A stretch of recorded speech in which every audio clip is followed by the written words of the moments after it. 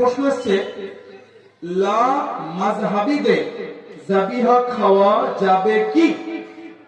লা মাযহাবিদের মানে লা মাযহাবিদের জবাইকৃত পশুর গোশত খাওয়া যাবে কিনা, এটা প্রশ্ন। আচ্ছা, এই প্রশ্নের উত্তরের আগে আমি আপনাকে বলি, যে ব্যক্তি গুমরাহ হবে, যে ব্যক্তি বাতিল হবে, যে ব্যক্তি পথভ্রষ্ট হবে, যে ব্যক্তি রাসূলের দুশমন হবে, আপনি তার সঙ্গে খাওয়া তো দূরে থাক, তাকে সালাম করা বৈধ হবে? কি গো, হবে? লা মাযহাবের মধ্যে অনেক এমন আছে যারা কাফের, অনেক আছে, অনেক আছে, নির্দিষ্ট কোন ব্যক্তিকে আমি বলছি না, অনেক ব্যক্তি আছেন যারা কাফের হয়ে গেছে, কারণ কুফরের পর্যায়ে পৌঁছে গেছে। আর এটা নিশ্চিতভাবে লা মাযহাবিরা গুমরাহ, তারা পথভ্রষ্ট। তো তাদের সঙ্গে ওঠা বসা চলাফেরা চলবে? কোরআনের আয়াত, পবিত্র কোরআন 28তম পারা সূরা মুমতাহিনা আয়াত নম্বর 1, আল্লাহ পাক বলেন, ইয়া আইয়ুহাল্লাযীনা আমানু লা তাত্তাখিযু আদুওয়ি ওয়া আদুওয়াকুম আউলিয়া। কোরআনের আয়াত। হে ঈমানদার, ও ইউ হু হ্যাভ বিলিভ, মুমিনদেরকে আল্লাহ বলছেন, কাফেরদেরকে নয়। যারা মুমিন তোমাদেরকে বলছি, তোমরা আমার এবং নিজেদের শত্রুকে মিত্র রূপে গ্রহণ করলা।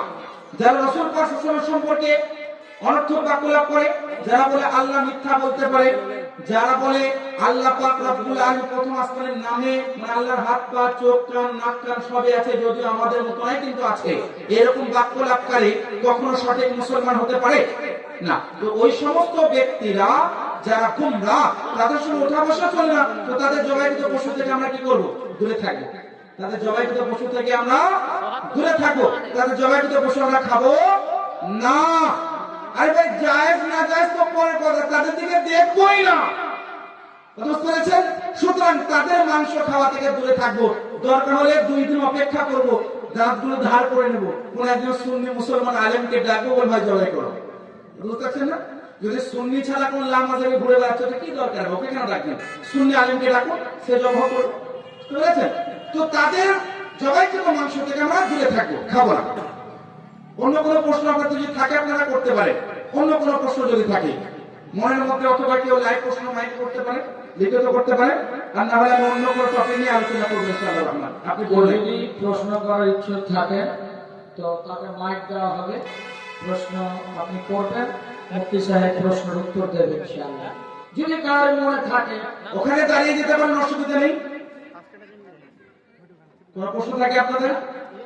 এটা মাইক কি হলো, বন্ধ হয়ে যাবে। আচ্ছা আচ্ছা আচ্ছা, এখন কি করবেন? হ্যাঁ বলি, সালাম ফিরিয়ে দিয়েছেন মানে সিনা যদি না ঘুরিয়েছেন, বলি সিনা যদি না ঘুরিয়েছেন, আপনি শুধুমাত্র বসে আছেন, এখন সিনা ঘুরিয়ে দেননি, চলে যাননি, তাহলে আপনি কি করবেন? সালাম ফিরিয়ে দিয়েছেন, আপনি নামাজ এখন শেষ হল, ঠিক আছে, আপনি দাঁড়িয়ে যাবেন, দাঁড়িয়ে গিয়ে তৃতীয় রাকাত সম্পূর্ণ করে আপনি ওই তৃতীয় রাকাত শেষ করার সময় আপনি কি করবেন? সাজদা সহ করবেন, কারণ আপনার ওয়াজিব ছিল একটা রাকাত সম্পূর্ণ আদায় করা, সেক্ষেত্রে আপনি কি করবেন? ভুল হয়ে গেছে আপনার, ভুলবশত সাজদা সহ মাধ্যমে নামাজ সমাপ্ত করবেন। যদি উঠে খালি চলে গেছেন, তাহলে পুনরায় আবার 3 রাকাত ভিতরে আপনাকে পড়তে হবে। আশা করছি বুঝে গেছেন। তাহলে যদি এরকম প্রশ্ন করা থাকে একদম সাথে সাথে করুন, সাথে সাথে জবাব, বাকির কোনো গল্প নেই ইনশাআল্লাহ। এখনই আচ্ছা, চাহারুম এবং চাল্লিশা এই যে করা হয় বা আমরা করে থাকি, এইটা করা কি বৈধ? উত্তর হবে হ্যাঁ, যায়। 2 নম্বর বিষয় হলো করলে কি ফায়দা? উত্তর হবে এই নেকিগুলো কবরবাসীর কবর পর্যন্ত পৌঁছায়। হাদিস কি? একাধিক হাদিস আছে, সুনান আবু দাউদ শরীফ, মুসনাদ ইমাম আহমদ বিন হাম্বল, এমনকি সহিহুল বুখারীর হাদিস আছে। আল্লাহ রাসূল সাল্লাল্লাহু আলাইহি ওয়াসাল্লাম ইরশাদ করেন, মান ইসতাতা মিনকুম আইয়ানফা আখাহু ফালিয়ানফাহু। আল্লাহ রাসূল বলেন, তোমাদের মধ্যে যে কেউ অন্য কোন ভাইকে যদি উপকার দিতে পারে, ওর জন্য দরকার সে যেন তার ভাইকে উপকার পৌঁছায়। কেন? আপনার কোন ব্যক্তি ইন্তেকাল করেছেন পরিচিত, আপনি এখন দুনিয়া বেঁচে আছেন, আপনি কি করতে পারেন? তার জন্য দোয়া করতে পারেন, নামাজ পড়তে পারেন, খায়রাত ও সাদকাত করতে পারেন। ইসালে সওয়াব মানে হয় সওয়াবকে পাঠানো। যে যে কাজগুলো করে সওয়াব পাওয়া যায় ওইগুলো কাজগুলো করা যায়।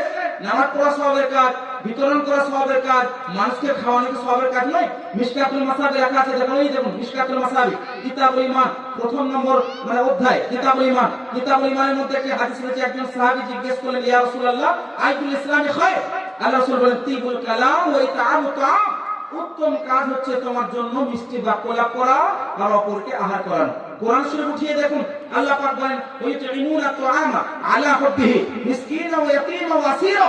মুমিন ব্যক্তির বৈশিষ্ট্য হলো তারা গরীব, মিসকিন, দরিদ্র, অসহায়, কয়েদিদেরকে আহার করায়। তো খাওয়ানোটা ভালো কাজ, আর খাওয়ানোটা নিয়ে সমস্যা তাদের। আরেকটি হাদিস শুনুন, সুনানে আবি দাউদ শরীফ, একজন বিখ্যাত সাহাবী উনি বর্ণনা করছেন, আল্লাহ রাসূলের দরবারে আরজ করছেন, ইয়া রাসূলুল্লাহ ইন্না উম্মি উফতুরিতাত নাফসুহা আফা আযুন্নুহা লাউ তাকাল্লামাত তাসাদ্দাকাত আনহা। ইয়া রাসূলুল্লাহ আমার মা হঠাৎ করে ইন্তেকাল করেছেন। এই হাদিসটা অন্য সনদে ও আনা গায়বুন শব্দ আছে, যে সময় আমার মা ইন্তেকাল করেন আমি উপস্থিত ছিলাম না। ইয়া রাসূলুল্লাহ আমার ধারণা ও আযুন্নুহা, আমার মায়ের প্রতি আমার ধারণা, লাউ তাকাল্লামাত তাসাদ্দাকাত আনহা, উনি যদি ইন্তেকালের পূর্বে বাক্যলাপ করার সুযোগ পেতেন তো উনি কিছু সদকা, কিছু খায়রাত করার উপদেশ দিয়ে যেতেন, কিছু বলে যেতেন। ইয়া রাসূলুল্লাহ আমি যদি ওনার হয়ে সদকা করি, ওই সদকার সওয়াব কি মা কবর থেকে পাবে? আল্লাহ রাসূল বলেন, নাম, হ্যাঁ তোমার মা কবর থেকে পাবে। তখন ওই সাহাবী বললেন, ফা ইন্নালি মাখরাফা, ইয়া রাসূলুল্লাহ আমার একটা ফলের বাগান আছে, ওয়া ইন্নী উশহিদুক, আমি ফলের বাগানটা মায়ের জন্য দান করে দিলাম, ইয়া রাসূলুল্লাহ আমি আপনাকে সাক্ষী বানিয়ে দিলাম। তবে সাহাবী হাদিসটা শুনলেন এবং তার উপর আমল করলেন, দান ও খায়রাত করলেন। তো ইসালে সওয়াব করার জায়েজ কি জায়েজ নয়, হাদিস থেকে প্রমাণ। এবার হচ্ছে 4 দিনে, 40 তিজাতে, বাৎসরিক, এই দিনগুলো ধার্য করা হয় সুবিধার্থে। আপনি 3 দিনের জায়গায় 5 দিনে করতে পারেন, 4 দিনের জায়গায় 7 দিনে করতে পারেন, 40 দিনের জায়গায় 7 মাসে করতে পারেন, এটা আপনার সম্পূর্ণ ব্যক্তিগত ব্যাপার। কিন্তু ইসলামের সওয়াব যেটা, সেটা বৈধ, সেটা জায়েজ। 40-এ করুন, 4 করুন, তিজাতে করুন, যে কোনো দিনে করুন না কেন, মূল উদ্দেশ্য হয় সওয়াবকে পাঠানো। আর সওয়াবকে পাঠানো এটা হাদিস শরীফ দ্বারা প্রমাণিত, হাদিস শরীফ দ্বারা বিদ্যমান, তাই আমরা এই কাজটা করে থাকি। আশা করছি এটা বুঝতে পেরেছেন। ইসলামের সওয়াব নিয়ে আশা করছি আর কোনো সমস্যা হবে না। ফিকহে হানাফির একটি বিখ্যাত কিতাব রাদ্দুল মুহতার, যে কিতাবের মধ্যে লেখা আছে, যদি এখানে আছে কিনা জানি না, রাদ্দুল মুহতার প্রথম খণ্ড কিতাবুস সালাতের মধ্যে স্পষ্টভাবে লেখা রয়েছে, ইয়ামবাগি লিল ইনসান আন ইয়াজআলা সালাতাহু আও সিয়ামাহু, কে কোন ব্যক্তি চাইলে নিজের নামাজ, নিজের রোজা, নিজের হজ, নিজের যাকাত ইত্যাদি গুলো কি করতে পারে, সাওয়াবা আমালিহি লিগাইরিহি, নিজের আমলের সওয়াবটা অপরের জন্য বক্ষাতে পারে। সালাতান আও সিয়ামান আও সাদাকাতান আও গায়রা, সেটা রোজা হতে পারে, নামাজ হতে পারে, হজ যাকাত হতে পারে, দান খয়রাত গুলো অপরের নামে বক্ষানো যায়। তো ফিকহে হানাফির একটি বিখ্যাত কিতাব থেকে প্রমাণ পেলেন আমাদের হানাফি মাযহাবের জন্য যথেষ্ট। রাদ্দুল মুহতার থেকে প্রমাণ পেলাম যে না, এই যে সালে সওয়াব করা হয় এটা বৈধ আছে এবং জায়েজ আছে। অন্য কোনো প্রশ্ন থাকলে করতে পারেন। প্রশ্ন সেটা মুফতি সাহেব বলেন। আচ্ছা, চাচা প্রশ্ন করেছেন, বা মা বোনের তরফ থেকে একটা প্রশ্ন আসছে যে মেয়েরা মুরগি জবাই করতে পারবে কিনা। শর্টকাটের উত্তর হলো পারবে। কেন পারবে? জবাইয়ের জন্য 3টে শর্ত। কয়টি শর্ত? 3টি। 1 নম্বর শর্ত হলো আল্লাহর নাম নিতে হবে, ফাজকুরুসমাল্লাহ, আল্লাহর নাম উচ্চারণ করতে হবে, বিসমিল্লাহি আল্লাহু আকবার। 2 নম্বর শর্ত হলো যে যিনি জবাই করবেন তেনাকে মুসলমান বা কিতাবী হতে হবে, বর্তমান সময়ে যেটা পাওয়া যায় না, মুসলমান হতে হবে। 3 নম্বর শর্ত ভালো হলো 4টি শিরাকে কাটা, কিন্তু কমপক্ষে 3টি রগকে কাটা অনিবার্য। এটা হচ্ছে যদি আপনি করতে পারেন, মা বোনদেরকে আমি সম্বোধন করে বলবো যে আপনি যদি পারেন বিসমিল্লাহি আল্লাহু আকবার বলে কমপক্ষে 3টি রগকে কাটতে, তাহলে আপনিও জবাই করতে পারেন, কোনো অসুবিধা নেই। কি বলে? হ্যাঁ হ্যাঁ, পারে, কেন পারে না? এটা অসুবিধা কিছু নেই।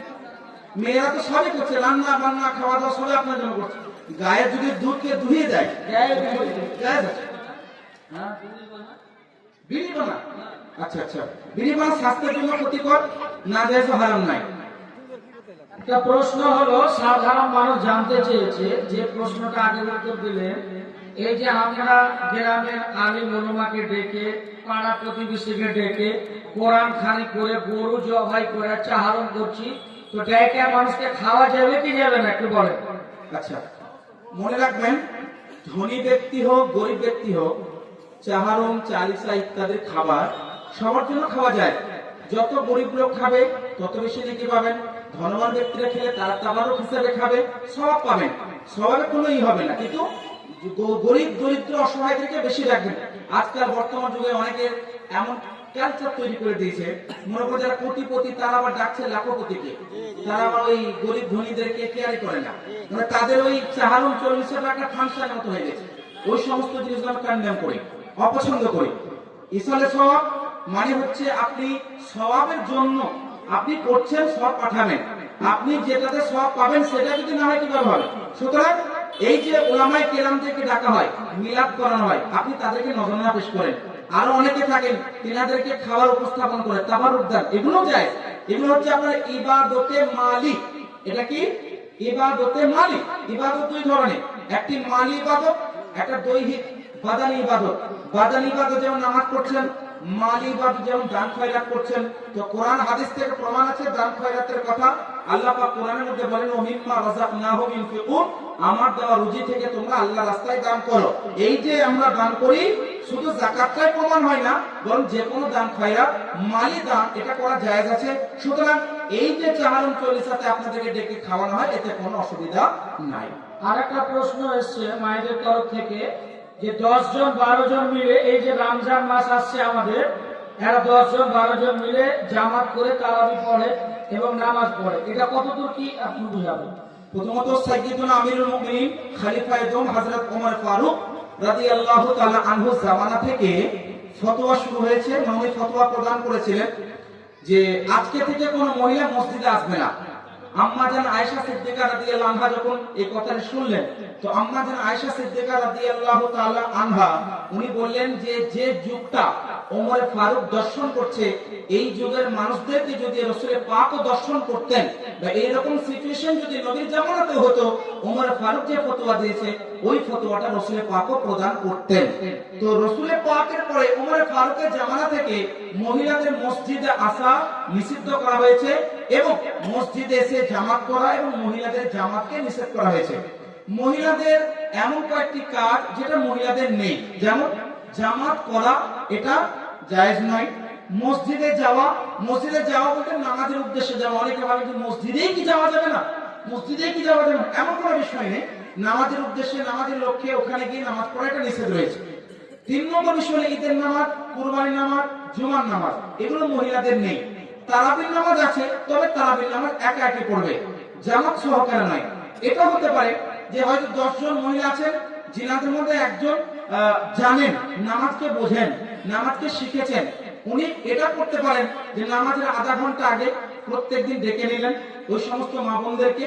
ডেকে নেওয়ার পরে নামাজের প্রসেসটা আপনি আধা ঘন্টা বুঝিয়ে দিলেন, বুঝিয়ে দেওয়ার পরে এবার আপনারা সবাই মিলে ভিন্ন ভিন্ন ভাবে নামাজ পড়ছেন, এটা জায়েজ আছে। তাহলে এদিকে তালিমেরও সওয়াব হয়ে যাবে, আর দ্বিতীয়ত নামাজও ভিন্ন ভিন্ন ভাবে পড়তে পারে।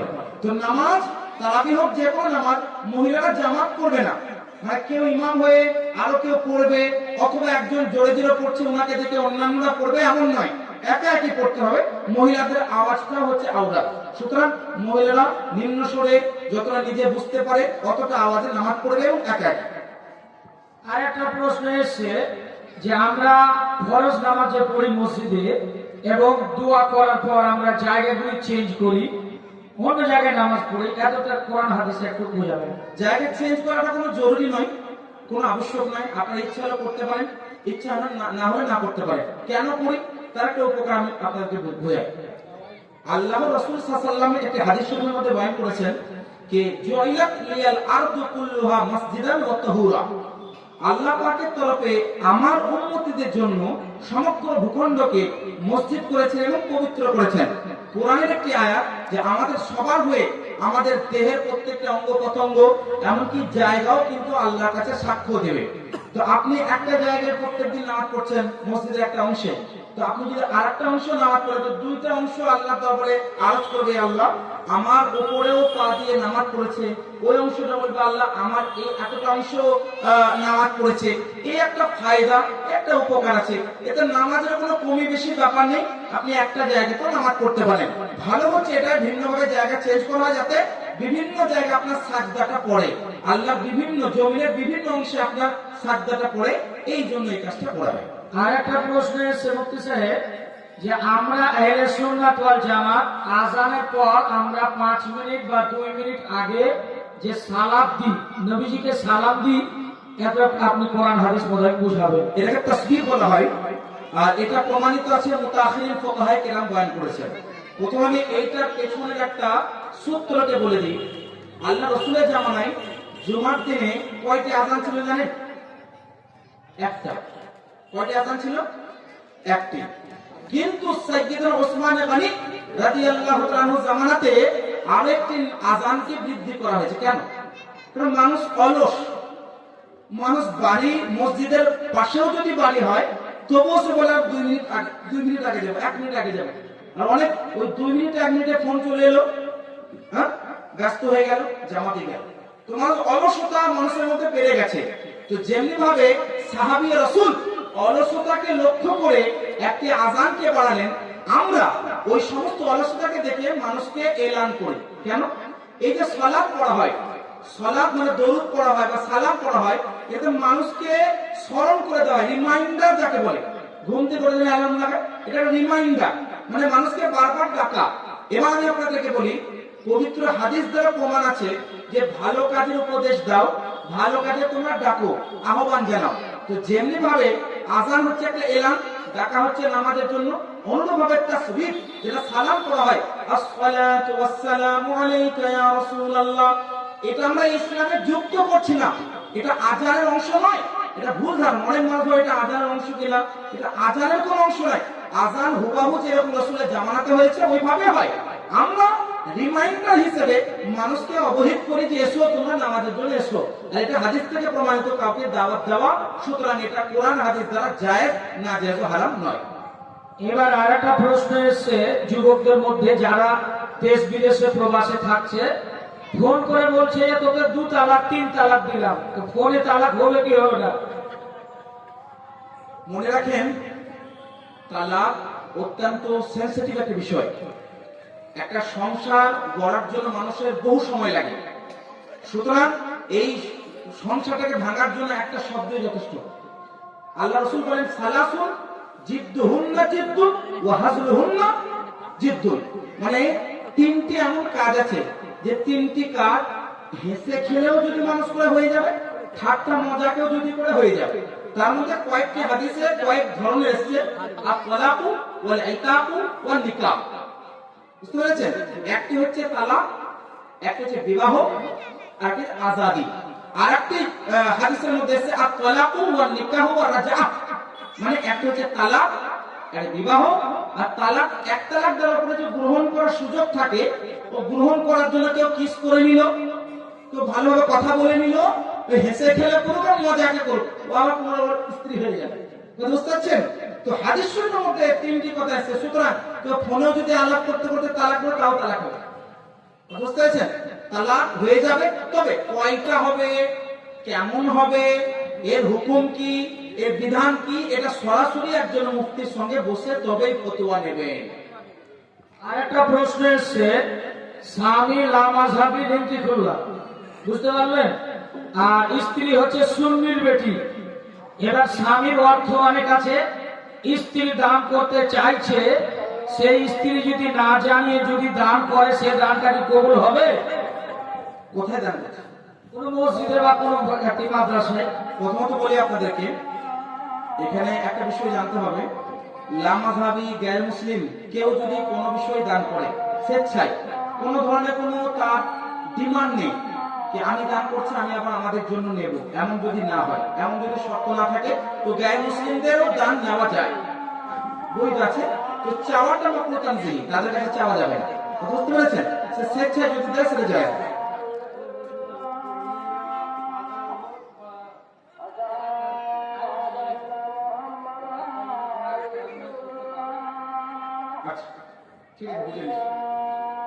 মনে রাখবেন, একজন পুরুষ ব্যক্তি পাশে থাকলে পরে একজন মহিলার জন্য কি নির্দেশ হয়?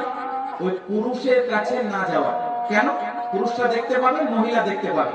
অনেক মা বোনদের একটা ভুল ধারণা, অনেক মা বোনদের একটা ভুল ধারণা যে কোনো ব্যক্তি যদি কবরের তলায় আছে, আমাকে দেখতে পেছে না। আল্লাহ রাসূলের একটা হাদিস, হযরত আব্দুল্লাহ ইবনে উম্মে মাকতুম রাদিয়াল্লাহু আনহু একজন সাহাবী, যিনি নাবিনা ছিলেন, মানে দেখতে পেতেন না। তো উম্মাহাতুল মুমিনিনদের মধ্যে অনেকেই পর্দা করে নিলেন। তো জিজ্ঞাসা করার উনি বললেন যে উনি না হয় আমাকে দেখতে পাচ্ছেন না, আমি তো ওনাকে দেখতে পাচ্ছি। এই হাদিস থেকে একটা জুজিয়া নেওয়া যায়, কবরের মধ্যে যদি কোনো পুরুষ ব্যক্তি থাকে, একজন মহিলার জন্য অনিবার্য হবে তার জন্য পর্দা করা। কথা বুঝতে পেরেছেন? মানে একটা কবরে যদি মুমিন পুরুষ শুয়ে থাকে, তো কবরের পাশে মহিলাকে পর্দা সহিত দিতে হবে। 2 নম্বর বিষয় হলো, কবরের পাশে গিয়ে পড়াটা তো জরুরি নয়, মহিলাদের জন্য পর্দাটা জরুরি। কবরের পাশে কোরআন পড়াটা মুস্তাহাব, তার জন্য ভালো। সুতরাং মহিলারা কবরের পাশে পড়বে না, বরং বাড়ি থেকে কোরআন তেলাওয়াত করবে, কবর বাসের জন্য বসাবে। এবার নেক্সট প্রশ্ন এসছে মুফতি সাহেব। হ্যাঁ, প্রশ্ন একটা এসছে, একটা ছেলে প্রশ্ন যে ও সুন্নি এবং লা মাযহাবিতে বিয়ে করেছে, এবার ও জানতে পেরেছে তাদের আকীদা এরকম, তো তাদের বাড়িতে খাওয়া দাওয়া, গরুর মাংস, খাসির মাংস খাওয়া যাবে না? ছেলেটা বিয়ে করেছে লামাযহাবী মেয়েকে, মেয়েটা কি সুন্নি হয়েছে? এখন মেয়ে সুন্নি হয়নি, এখন ও বিয়েটাই হয়নি, বিবাহটাই বাতিল, বিবাহে হবে না। প্রথমত তো ওই ধরনের বিয়ে করা যাবে না। কেউ যদি ভুলবশত করে নিয়েছে তো কান ফান ধরে মরে ঠিক করা যায়, সেটা হচ্ছে ওকে তওবা করিয়ে মুসলমান করিয়ে আবার পুনরায় বিবাহ দেওয়া। বুঝতে পেরেছেন? এই পুরুষ যদি তাকে নিয়ে সংসার করতে চায়, তাকে ইসলাম পেশ করা, সে ইসলাম গ্রহণ করুক, তারপর আবার পুনরায় বিবাহ করুক। কোনো তো বিয়েটাই হবে না, ও তো বিবাহটাই ভাঙা দরকার, অনিবার্য। ওই লামাযহাবী মেয়ের সঙ্গে ঘর সংসার করাটাই হারাম, মানে একজন গুমরা মেয়ের সঙ্গে সংসার করাটাই হারাম। প্রথমত তো ওকে মুসলমান করাতে হবে। সে মুসলমান যদি হয়ে যায়, গ্রহণ করে নেয় পুনরায়, তারপরে তখন লামাযহাবীর বাড়িতে গিয়ে ওঠা বসা খাওয়া দাওয়া থেকে দূরে থাকবে। তারাবির নামাজ নিজে নিজেই পড়বে, সাথে 10 এর তো উত্তর দিলাম। হ্যাঁ, উত্তর দিয়ে দিয়েছি যে মেয়েরা একা একই তারাবি নামাজ পড়বেন, জামাত করে নয়।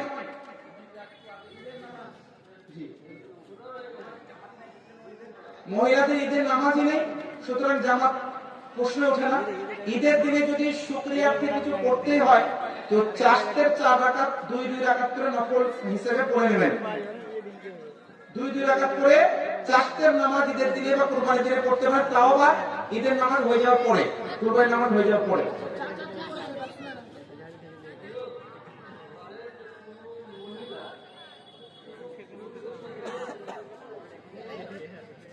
হ্যাঁ,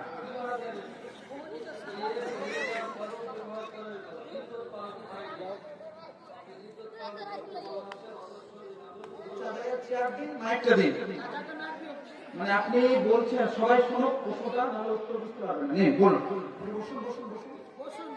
মাথার ধারে বসে আমারই কোনটা ব্যথা হয়ে যাচ্ছে। দাঁড়িয়ে প্রথমবার বক্তব্য দিচ্ছি অনেকদিন পর। জি,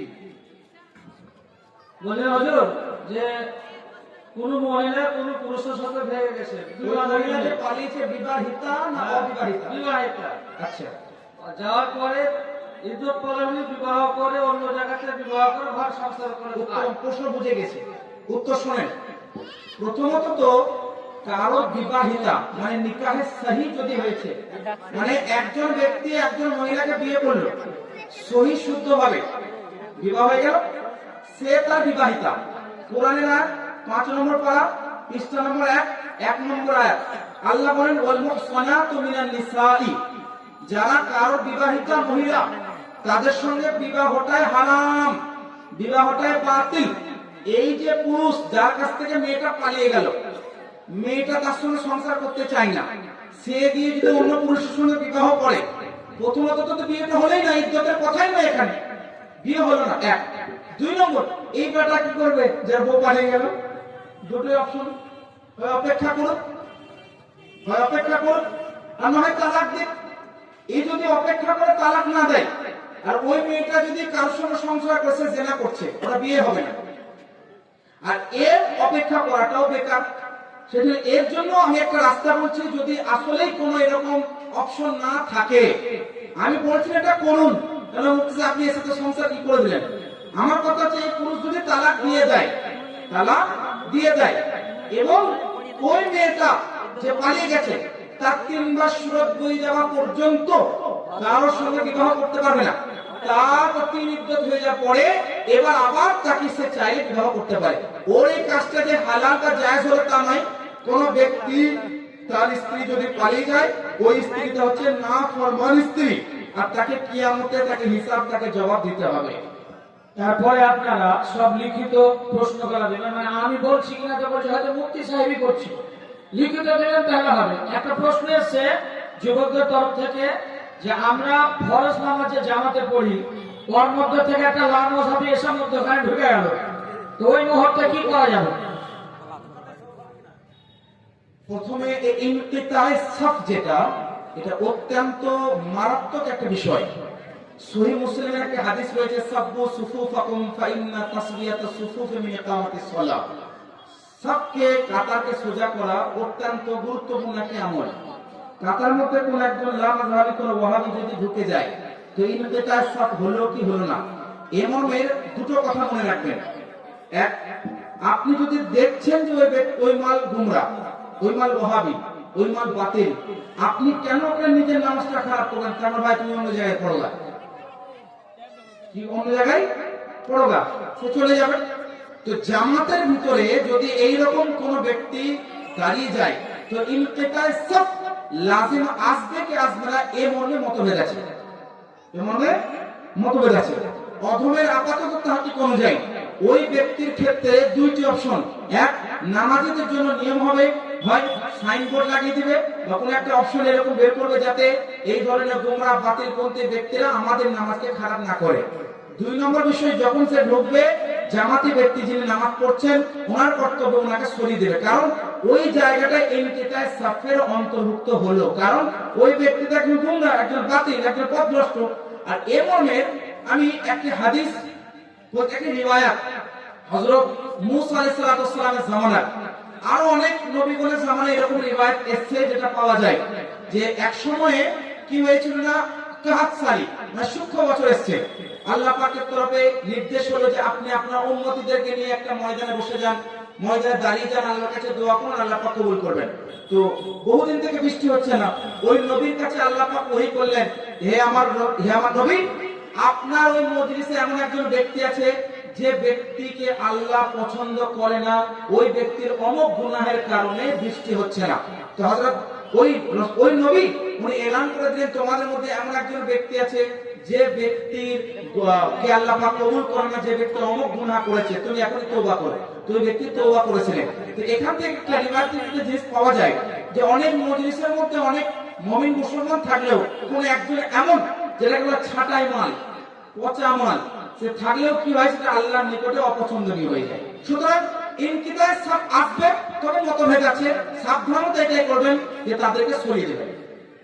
এবার মহিলাদের ওয়াজ ইউটিউবে আপলোড করে ছাড়া যাবে কি যাবে না? মহিলাদের আওয়াজটাও হচ্ছে মহিলাদের আওয়াজটাও গোপন রাখা অনিবার্য, আবশ্যক। আজকালকার মহিলা কি গো, সে মা মানে নানি দাদি হয়ে গেছে, সেও এক পা কবরে এক পা জমিনে সেও রিলস বানাচ্ছে। এগুলো হারাম, এগুলো জঘন্যতম পাপ।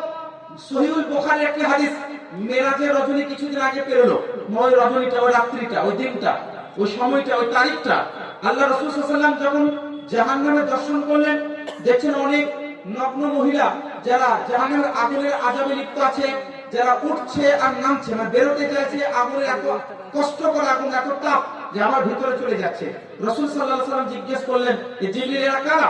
তো আল্লাহ রাসূল সাল্লাল্লাহু আলাইহি ওয়াসাল্লামকে জিবরিল আমিন বলেন, ইয়া রাসূলুল্লাহ, এরা হচ্ছে আপনার উম্মতের ওই সব মহিলা যারা নগ্ন অবস্থায়, উলঙ্গ অবস্থায় ঘোরাফেরা করতো, যারা বেপর্দা থাকতো, তাদের এই আযাব দেওয়া হচ্ছে।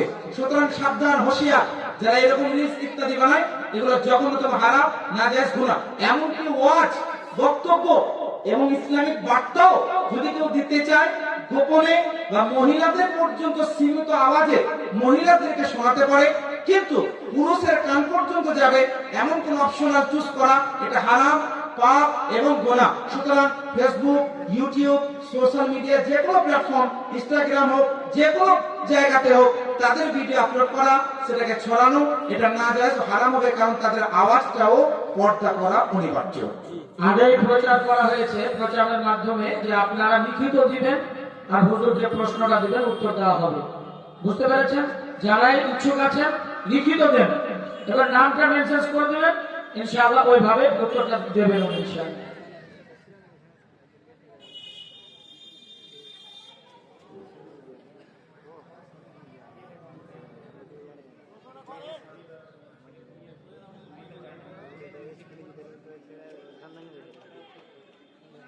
আরেকটা তো বেয়াদবি হবে, ওটা অন্য একটা রোদে গিয়ে পড়বে। মানে কোন স্বামী হয়তো ঘুমিয়ে আছে বেডের উপরে উপরে, আপনি নিচে কোরআন পড়বেন, তো কোরআন শরীফে তো বেয়াদবি হবে না, কোরআনটা নিচে হচ্ছে আপনি উপরে আছেন, তো তার উত্তম হবে স্বামীর মাথার দিকে একটা মুসাল্লা বিছিয়ে নেবে, কারণ মুসাল্লাটা তো পাক, ওটা তো না পাক নয়, মাথার দিকে বা কোনো একটা সাইডে মুসাল্লা বিছিয়ে ওর উপরে কোরআন শরীফ পড়তে পারেন। অনেক মহিলার মধ্যে অনেক ধারণা থাকে যে বেডের মধ্যে স্বামী স্ত্রী ঘুমায় ওই বেডটাকে না পাক ভাবে, ওই বেডটাকে না পাক ভাবে, বুঝতে পারছেন? বা কোনোদিন যদি সঙ্গম না হয় তবুও ভাবে চাদরটা ধুতে হবে, বুঝতে পারছেন? এগুলো ভুল ধারণা, এগুলো কুসংস্কার। আর সহিহুল বুখারীর হাদিস লা তুইরা লা আদওয়া ওয়ালা তুইরা, অর্থাৎ ইসলাম ধর্মে কোনো কুসংস্কার বলে এই ধরনের কোনো বিষয় নাই। সুতরাং কোন স্বামী তার স্বামী যদি বিছানায় ঘুমিয়ে থাকে, বিছানা যদি পাক থাকে, তাহলে একটা পাশে মুসাল্লা বিছিয়ে দেবে, মুসাল্লা বিছিয়ে কোরআন তেলাওয়াত করতে পারে, নিচে পড়বেন না, কারণ কোরআনটা নিচে হবে, বেআদবি হবে, কোরআনের আদব করাটাও জরুরি। এবার একটা নেক্সট প্রশ্ন এসছে, আমাদের অত্র এলাকায় যে মানুষ মারা যায় তারপরে আমরা গোসল দেওয়ার পরে আমরা কাপড় পরিধান করার পরে যে সুরমাটা লাগাই, কোরআন ও হাদিসের ভিত্তিতে একটু আলোচনা করবেন যে সুরমাটা লাগা কতদূর পর্যন্ত হাদিস কোরআনে যায় আছে।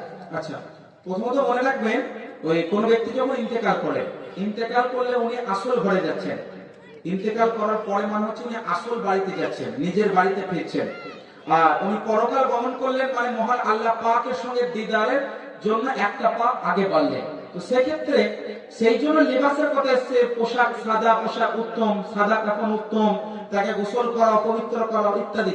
অনুরূপ ভাবে যেমনি ভাবে কোরআনের একটি আয়াত আল্লাহ পাক বলেন খুদু জিনাতাকুম ইনদা কুল্লি মাসজিদ, তোমার প্রত্যেক নামাজের পূর্বে কি করো, নিজেকে পোশাক আশাকে আবৃত করো, নিজেকে জিনাত করো, মানে পোশাক আশাকে গোপন রাখো, সেটা আপনার আতর লাগাও, যদি আপনার তাকাব্বুর না হয়, মুশাবাহাত না হয়, তো সেক্ষেত্রে সুরমাও লাগাতে পারো। তো যেমনি ভাবে এই নির্দেশ রয়েছে, অনুরূপ ভাবে পরকাল গমন করার ক্ষেত্রেও এই যে কোন ব্যক্তি ইন্তেকাল করে সে পরকাল গমন করে মানে আল্লাহর দিদারের জন্য আগে বাড়ছে, সেই জন্য বেসিক্যালি এই উদ্দেশ্যেই সুরমাটাও লাগানো হয়। আর সুরমার ক্ষেত্রে একটি হাদিস শরীফ রয়েছে, আল্লাহ রাসূল সাল্লাল্লাহু আলাইহি সাল্লামের জামানাতেও এবং সাহাবীদের জামানাতেও কোন ব্যক্তি ইন্তেকাল করলে ওনাকে সুরমা লাগানো হয়েছে, সুরমা পরানো হয়েছে, এমনটা রিওয়ায়াতের মধ্যে পাওয়া যায়। সুতরাং এটা জায়েজ আছে। কিন্তু একটি কিতাবে ফতোয়ায়ে তাজুশ শরিয়ার মধ্যে এই মসলাটি আল্লামা তাজুশ শরিয়া তিনি বয়ান করেছেন যে সুরমাটা পড়া পুরুষদের জন্য যাবে না, পুরুষদের জন্য। জি, পুরুষদের জন্য। হ্যাঁ, তো ওটাই আপনাকে মেনশন করতে হবে। হ্যাঁ, মুতলাকান প্রশ্ন হলে মুতলাকান জবাব হবে, ওটা মেনশন করতে হবে। পুরুষ ব্যক্তি যদি ইন্তেকাল করে, পুরুষ ব্যক্তির জন্য সুরমা লাগানো যাবে না। ওটা তো মতলব লিখা নাই, ফতোয়াটা উপস্থিত আছে কিন্তু লিখা নাই, কিন্তু এই প্রশ্নটা মানে কয়েক জায়গায় বয়ান করা হয়েছে, অনেক মানতে চাইছে না। ঠিক আছে, ইনশাআল্লাহ তাহকিক করা হবে। তবে তবে পুরুষদের জন্য নিষেধ রয়েছে, পুরুষদের জন্য নিষেধ রয়েছে।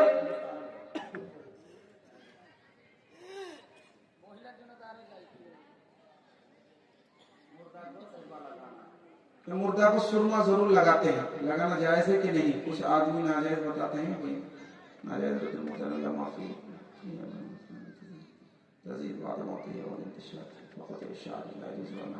আচ্ছা, এখানে একটা বিষয় বলি, ফাতোয়া তাজুশ শরিয়া আমাদের মাথার উপরে, আমার তাহকিক পড়ে, সুতরাং রাদ্দুল মুহতারে যে হাওয়ালা দিয়েছে ওই অনুযায়ী আমি নিজেকে কারেক্ট করছি যে সুরমার ক্ষেত্রে পুরুষ হোক অথবা মহিলা হোক সুরমা লাগানো থেকে দূরে থাকবে। বর্তমান ফতোয়া তাজুশ শরিয়ার ভিত্তিতে আমি ফতোয়া দিলাম, আর এটাকে আপনারা গ্রহণ করবেন, অন্য প্রশ্ন তাহলে করতে পারেন।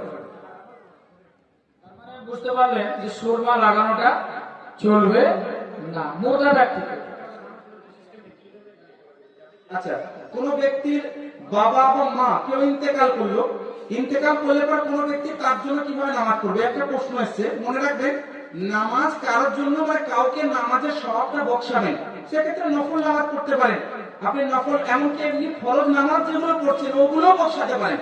মনে করুন জোহরের নামাজ পড়লেন, আসরের নামাজ পড়লেন, ওই নামাজগুলোর পরেও তো দোয়া করতে পারেন যে আল্লাহ আমি ফরজ নামাজ আদায় করলাম, তুমি যে সওয়াব তুমি দান করে দাও, এই সওয়াবটা আমার মাইয়েতে কবরে পৌঁছে দাও। এমনি সাধারণ যে ফরজ নামাজ, এই নামাজের সব অপশন অনুযায়ী আলাদাভাবে পার্টিকুলার স্পেসিফিক ভাবে আপনি নফল নামাজও পড়তে পারেন, আর ওটা আপনি সওয়াব বকশাতে পারেন। তার নিয়ম কোনো নির্দিষ্ট আলাদা নেই, ওই একই নিয়ম যেরকম নিয়ম আপনি নফল নামাজ সাধারণভাবে পড়েন। এবার একটা প্রশ্ন এসেছে যুবকদের তরফ থেকে যে মাসলাকে আলা হযরত, আমরা এই অত্র এলাকায় যখন আমরা স্লোগান দিই, নারা লাগাই, কিছু লোক এটার নাম শুনলে খুব চিড়ে যায়, মানে শরীরে জ্বর চলে এলো, মানতে চায় না।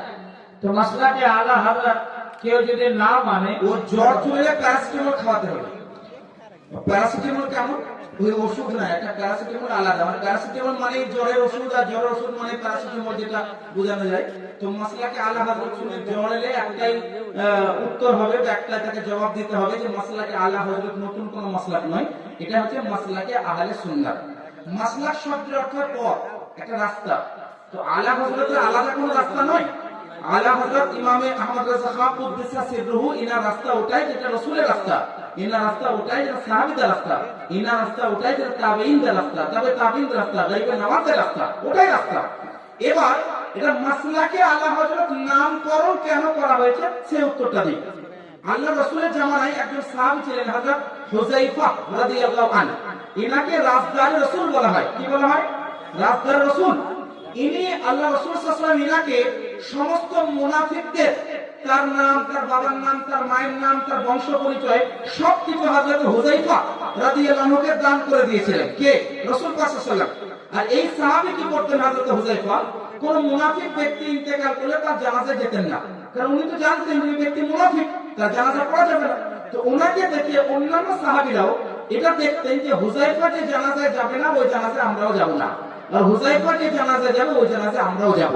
তো আমি আপনাদেরকে বলি, আল্লাহ রাসূলের জামানায় আল্লাহ রাসূল থাকা সত্ত্বেও ইসলামের পরিচয় আর মুনাফিকের স্পষ্টতা হুযায়ফা সাহাবী রাসূল দ্বারা হচ্ছে। তার মানে কি সাহাবী রাস্তা আলাদা? ওটা ইসলামটাকে বোঝানো হয়েছে, রাসূলের শরীয়তটাকে স্পষ্ট করা হয়েছে সাহাবী রাসূল হযরত হুযায়ফা রাদিয়াল্লাহু আনহুর মাধ্যম দিয়ে। তো রাসূলের পাক সাল্লাল্লাহু আলাইহি ওয়াসাল্লাম সাহাবী হযরত হুযায়ফা রাদিয়াল্লাহু আনহু যেহেতু মুনাফিকদের নাম জানতেন, তাই উনার দ্বারাতে মুনাফিক আর মুসলমানের পরিচয় সাহাবায়ে কেরামরা রাসূলের পাকের অনুপস্থিতিতে ওইটাই গ্রহণ করতেন। আজকের জামানায় একজন মুনাফিক, একজন কাফির, একজন গোমরাহ, একজন পথভ্রষ্ট, একজন বাতিল পন্থী এবং আমাদের সুন্নাত ও জামাত টনাটন পাক্কা সুন্নি কামেল মুমিন মুসলমানের পরিচয়ের জন্য মাসলাকে আলা হযরতের লেবেলটা লাগানো জরুরি। নারে তাকবীর, নারে রিসালাত, মাসলাকে আলা হযরত, মাসলাকে আলা হযরত। যেমনি ভাবে রাসূলের পাকের জামানায় ওনার থাকার সত্ত্বেও এখন আছে, আগামী দিনেও থাকবে, এটা আমাদের আকীদা। রাসূলের পাক সাল্লাল্লাহু আলাইহি সাল্লামের সত্ত্বেও সাহাবীর মাধ্যমে মুনাফিকের পরিচয় হচ্ছে, সাহাবীর মাধ্যমে মুসলমানের পরিচয় হচ্ছে। অনুরূপ ভাবে বর্তমান সময়ে আহলে সুন্নাত ওয়াল জামাত সঠিক মুসলমানের পরিচয় মাসলাকে আলা হযরত দ্বারাই সম্ভব। সুতরাং মাসলাকে আলা হযরত কোন আলাদা মাসলাক নয়, মাসলাকে আহলে সুন্নাতটাই হলো মাসলাকে আলা হযরত। শুধুমাত্র আলা হযরতের নামটা দিয়ে এটাকে ছড়ানো বা প্রকাশ করা হয়েছে, এতে কোনো অসুবিধা নাই, এতে কোনো সমস্যা নাই। যেমনি ভাবে আমি আপনাকে যদি বলি, গরিবে নামাজের জামানায়, খাজা বাবার জামানায় লক্ষ লক্ষ জনগণ ইসলাম গ্রহণ করেছে, এটা দেখে নাই যে ওটা কি ওটা কি, এটা দেখে গরিবের নামাজ কিভাবে নামাজ পড়ে আমরা ওইভাবে নামাজ পড়বো, খাজা বাবা কিভাবে রোজা রাখছে আমরাও রোজা রাখবো। অনুরূপ ভাবে ওনার জামানাতে এটা হয়েছিল, ইসলামটাকে মানুষ পড়েছে খাজা গারবি নামাজকে দেখে, ইসলামটাকে মানুষ বুঝেছে খাজা গারবি নামাজকে দেখে। অনুরূপ ভাবে আলা হযরতকে পড়ে মানুষ বুঝেছে কোনটা সহিহ আকীদা, কোনটা ভুল আকীদা। সেই জন্য মাসলাকে আলা হযরতের লেবেলটা লাগাতে হবে। যাকে আলহামদুলিল্লাহ অনেক আমরা প্রশ্ন আসছে আর আসতে থাকবে, আর সময় প্রায় হতে চলেছে। আমরা যেহেতু করছি, একটা প্রশ্ন আছে, তো ইনশাআল্লাহ আপনারা বিভিন্ন ধরনের প্রশ্ন, আমার জামাতে পানশাহ আমরে হুজুরকে দাওয়াত দিয়েছি। আমরা রোজার একদিন পরে 2 তারিখে জলসা হবে আমার পানশাহ আমর জামাতে। হুজুর মুফতি আবু বকর মিসবাহ সাহেব উনি আসবেন ওখানে, কোন বহু প্রশ্ন করতে পারেন। এক যুবক একটা প্রশ্ন, শেষ প্রশ্নটা বলি, যাকাত কাদের উপরে ফরজ, এই প্রশ্নটা করেছেন।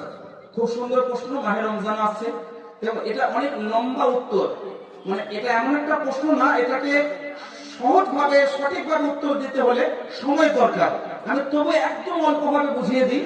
যাকাতের জন্য সবথেকে ইম্পর্টেন্ট বিষয় মালিকের নিসাব, এটা বুঝিয়ে দিচ্ছি। মুসলমান হওয়া, আকিল বা বুদ্ধিমান, ওই বিষয়গুলো আলাদা। আমি শুধুমাত্র এইটাকে বুঝিয়ে দিই, তাহলে বাকিগুলো ইমাম সাহেবের কাছ থেকে আপনারা জেনে নেবেন। মালিকের নিসাব হওয়া, মালিকের নিসাব মানে নির্দিষ্ট একটা অংশের মালিক। ও অংশটা কতটা হতে হবে শরীয়ত এটাকে নির্ধারণ করেছে। সেটা কি? 52.5 তোলা চাঁদি, 7.5 তোলা সোনা। এটা বুঝতে পারছেন না? বাংলা ভাষায় গ্রাম অনুযায়ী বলি, 93 গ্রাম 312 মিলিগ্রাম সোনা, অনেক দাম। 653 গ্রাম 184 মিলিগ্রাম চাঁদি, অনেক কম দাম। এবার সব থেকে কম কোনটা দাম? চাঁদির দাম। তো চাঁদির হিসাব করবে। এখন আপনি টাইপ করবেন আজকে কি রেট চলছে বাজারে চাঁদি। আমি এমনি এটাই যে হবে তা নয়, পরিমাণ এটাই। 653 গ্রাম 184 মিলিগ্রাম চাঁদি, এই পরিমাণের চাঁদির দাম আজকে এটা হতে পারে, কালকে কমতে বাড়তে পারে, ওটা পরে দেখেন। আমি আনুমানিক করে দিলাম হয়তো 60 থেকে 70 হাজার টাকা দাম এই চাঁদিটা। 653 গ্রাম 184 মিলিগ্রাম, এত নাও হতে পারে, 50,000 টাকা আমি বললাম। তো কারো কাছে যদি প্রয়োজন ছাড়া 50,000 টাকা থাকে, তার উপরে যাকাত হবে। বুঝতে পেরেছেন? এক। 2 নম্বর বিষয় হলো প্রয়োজন আবার কি, বিস্তারিত করা দরকার। মানুষের প্রয়োজন মৌলিক 5টা: থাকার ঘর, চলাফেরার একটা গাড়ি, কাপড় চোপড়, পরনের, সংসারের আসবাবপত্র, হাল লাঙল চাল ইত্যাদি ইত্যাদি অনেক কিছু রয়েছে। এগুলোর প্রয়োজন ব্যাখ্যা করার সময় এখন নেই। প্রয়োজন ছাড়া যদি মোটামুটি 50,000 টাকা, এটা টাকাটা এটাই যে ফুল স্টপ তা নয়। 653 গ্রাম 184 মিলিগ্রাম চাঁদির দাম কমতে বাড়তে পারে। এতটা টাকা কার কাছে থাকলো, যাকাত পড়ে। এবার সে লেখে নেবে ডায়েরিতে, যে ব্যবসা হিসাব করে সাপ্তাহিক মান্থলি বাৎসরিক, ওই হিসাব করবে আমার যাকাত ফরজ লিখে দেবে। 1 বছর পর মানে এটা যাকাত ফরজ হয়ে গেল। দেওয়াটা ফরজ কখন? 1 বছর অতিবাহিত হওয়ার পরেও কমপক্ষে যদি এই পরিমাণ সমতুল্য টাকা থাকে, গৌণ সম্পদ থাকে, যাকাত দেওয়াটা অনিবার্য। যখন ফরজ হলো তখনও যদি দিয়ে দেন, তাহলে আদায় হয়ে যাবে। আশা করি বুঝতে পেরেছেন। আরো ব্যাখ্যা দরকার, তো সংক্ষিপ্ত আকারে আপনাকে বোঝালাম যে এই সম্পত্তির মালিক হলে ওর উপরে যাকাত ওয়াজিব হবে। আল্লাহ পাক আমাদের সকলকে সঠিকভাবে বোঝা এবং তার প্রতি